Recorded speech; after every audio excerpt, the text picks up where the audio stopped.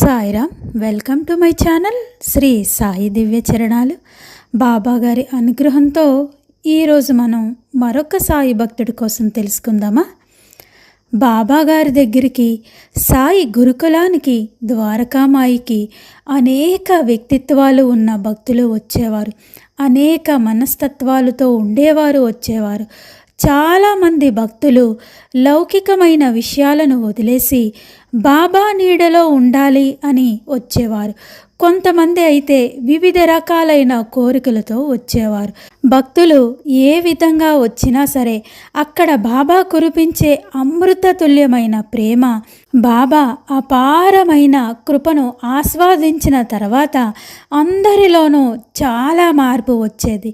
వచ్చిన మార్పుతో వారి జీవితాలు బాబా అనుగ్రహంతో, బాబా గారి కృపతో చాలా ఆనందమయం అయ్యేవి.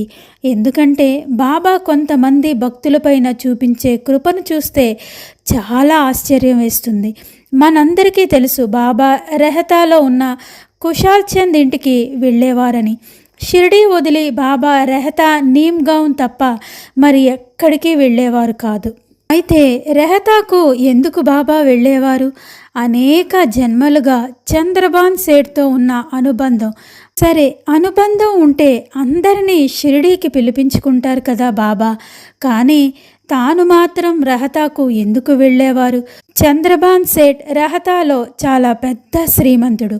వారి తండ్రి శివరాం రామచంద్ర సేట్. వీరంతా కూడా గుజరాత్ సాండ్ వంశానికి చెందినవారు. వారు లోకల్ మరాఠీ వారు కాదు, గుజరాత్ నుంచి వలస వచ్చిన సాండ్ వంశానికి చెందినవారు. అప్పట్లోనే చంద్రబాన్ సేటుకు 1000 ఎకరాల భూమి ఉండేది, వ్యవసాయ భూములు. అంతేకాదు అహ్మద్ నగర్, తంబోల్ లాంటి ప్రాంతాల్లో 2 కాటన్ మిల్లులు కూడా ఉన్నాయి. అంతేకాకుండా ఔరంగాబాద్, జాల్నా, సేలులో వీరికి వ్యాపార సంస్థలు కూడా ఉన్నాయి. అంత శ్రీమంతులు. అటువంటి వారు కూడా బాబా దగ్గర ఎంతో వినయంగా ఉండేవారు. బాబా తరచూ షిరిడీ వదిలి రెహతాకు వెళ్ళేవారు.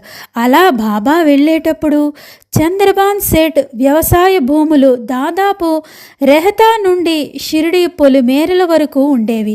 అయితే బాబా బయలుదేరుతున్నారు షిరిడీ నుంచి అనగానే చంద్రబాన్ సేట్ వారి పొలాల్లో కూలీలు చూసి పరుగున వెళ్ళి చంద్రబాన్ సేటుకు చెప్పేవారు. అప్పుడు బాబా రాగానే రెహతా పొలిమేరులోనే బాజా భజంత్రీలతో బాబాకు ఎదురేగి బాబాకు సాష్టాంగ నమస్కారం చేసి బాబాకు ఎంతో ప్రేమగా స్వాగతం చెప్పేవారు రెహతాలో ఉన్నవారు.